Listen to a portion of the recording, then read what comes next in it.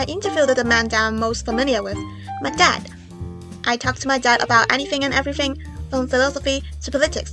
I've asked him questions on feminist topics before, and he did shape to my field. I think my dad is quite wise, so he could give me some new angles to see things. 即係其實有時我發現我喺接觸呢啲女權主義嘅書之前係冇留意嗰啲嘢，但係我睇完啲書之後發現咗多啲，就係我身處嘅環境同埋媒體之中有啲令我不適嘅內容，因為佢哋好強調男仔要點樣或者女仔要點樣，但係又會同時間令我覺得我好似個玻璃心咁樣咯，因為我會對呢啲嘢好敏感嘅而家。咁我哋要接受啦，即係正如我哋生活喺個社區、學校、班房裏邊、職場上邊唔同嘅同事都會有唔同嘅諗法咯，即係佢哋帶住不同嘅背景同埋經歷啊嘛。咁我哋都要接受係會有呢啲唔同嘅聲音、不同嘅睇法嘅。咁所以呢啲嘢就好似反映咗個社會個現況係咁樣。但係如果我哋冇自覺嘅話咧，我哋就會將呢啲嘢當成係一個事實嘅全部，而忽略咗一啲唔同嘅群體佢哋嘅處境同埋佢哋嘅聲音咁就好大問題咯。咁就會好似我哋叫做好似不斷再生產咗一啲以往唔好嘅價值或者關係咯，不斷 reproduce 咗咯。咁但係如果我哋帶住一啲性別嘅視野，咁我哋會了解到呢啲唔係事實嘅全部，呢啲係一啲偏見嚟嘅，係存裏頭係存在咗一啲偏見嘅，或者係有佢有一啲立場，有啲前設嘅，咁於是乎我哋咪可以喺睇嘅時候增加咗對呢啲事情嘅批評同埋反省咯。咁我覺得呢個係重要咯，即係變咗喺個空間裏邊，你唔係話禁制呢啲嘢唔可以存在，但係你俾啲空間提供另一啲視覺。或者喺裏頭可以引發啲討論，到底呢一樣嘢係點嘅咧？係咪反映到事實咧？裏頭有冇偏見咧？係我哋有個胸襟，有一啲自由嘅空間，大家可以討論，可以批評，可以交流嘅。從而亦都提供到另一啲嘅視野嘅劇集嘅歌曲或者產品，令到啲人可以選擇嘅咁樣樣。但係如果係我嘅話，我會想選擇啲同我價值觀合啲嘅影集或者媒體咯。咪就係咯，當然啦，即係我就係意思係，即係我哋唔係要禁制嗰啲嘢嘅出現啊嘛。但係我哋要第一就係我哋要有一個批評呢啲嘢，批評同埋反省呢啲嘢到底有冇扭曲到個社會，或者係咪反映到社會嘅真實？係。另外一方面就係話，如果只係得呢啲產品，而冇另一啲即係我哋認為即係更有價值或者係更多元嘅選擇嘅話，咁呢個社會係真係有問題咯。因為呢個社會就變咗係某一種價值即係主導咗，而令到其他被壓抑忽略嘅社群，佢哋嘅聲音消失晒咯。之前我同我另外一個朋友傾呢個嗰陣都講過，就佢覺得如果我哋每個人都有選擇嘅自由嘅話，我哋就冇可能達到平等，因為每個人都會有好似頭先你咁講有唔同嘅想法。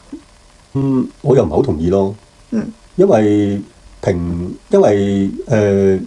每個人都可以選擇自己嘅想法，同埋即係選擇自己想行嘅路。咁呢種選擇權先係平等嘅體現啊嘛。咁我哋唔係講緊嗰個結果係一定要一致啊嘛。即係唔係話條路都係嗰條路先叫平等，或者每一個人都做同一件事先叫平等啊嘛。即係呢個只係從結果上面去睇咧，我哋唔係追求緊呢一種嘅即係平等，呢個只不過係將所有可能性變成平面化、單一化。我哋追求嘅係一種選擇嘅權利啊嘛。所以平等唔等於一致。平等唔等於一致，唔等於一致。平等不等於一致。平等係反而平等係可以體現到多元，可以體現到 diversity， 可以體現到不同對不同嘅 personality 嘅 respect， 呢個先係平等咯。就係佢哋即係可以係同時有選擇嘅權利，而呢種權利係得到社會可以係得到社會嘅包容、尊重，同埋甚至乎係培育嘅 cultivate 嘅嚇。咁呢種先係平等咯。即係我哋亦都即係如果純粹講選擇權利咧，抽空咗，如果好抽象咁去講咧，亦都係有問題嘅，可能會即係譬如話你都可以選擇做翻 LGBT 㗎，不過可能你揾唔到工，冇收入，因為職場對 LGBT 好多歧視，可能你唔可以結婚，因為個社會唔容許同性婚姻，因此你有好多只有 couple 先享有嘅福利都會被剝奪。咁然後你話你可以選擇㗎。你可以有呢個權利嘅，我哋好尊重你嘅平等嘅，咁呢個唔係真正平等。所以我哋講緊平等，你係選擇權，而且呢個權利係應該被保障、尊重同埋 cultivate嘅。都係講翻都係包容咯，包容嘅問題。嗱，你可以tolerance， 我唔知英文會點講啦。